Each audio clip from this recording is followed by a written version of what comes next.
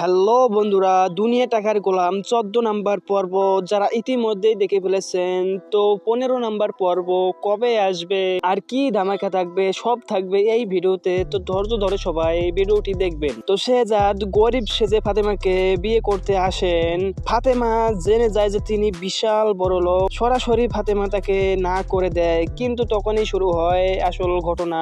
ফাতেমার বাবাকে গুলি করে ফেলে তার আপন চাচাতো ভাই। ফাতেমার বাবা মারা যাওয়ার সময় ওয়াদা করে যায় ফাতেমা যেন শেহজাদকে বিয়ে করে।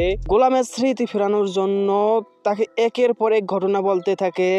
কিছু স্মৃতি ফিরে এসে তখনই শেহজাদ কিছু গোপন কথা বলে, কিন্তু সম্পূর্ণ স্মৃতি মনে করতে পারছেন না।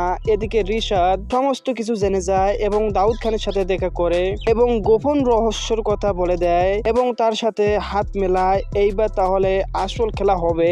একদিকে রিশাদ দাউদ খানকে সমস্ত গোপন কথা বলে দিবে, আর একদিকে দাউদ খান গোলামের ক্ষতি করবে।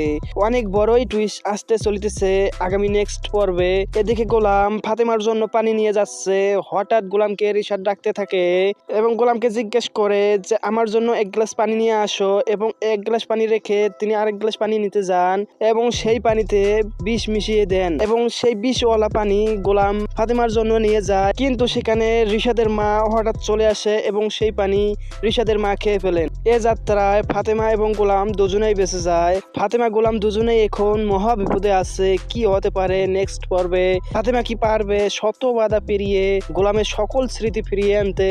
আপনার মতামত জানিয়ে দিন কমেন্টে।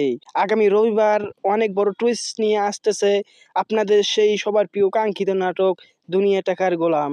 তো এতক্ষণ পাশে থাকার জন্য সবাইকে ধন্যবাদ।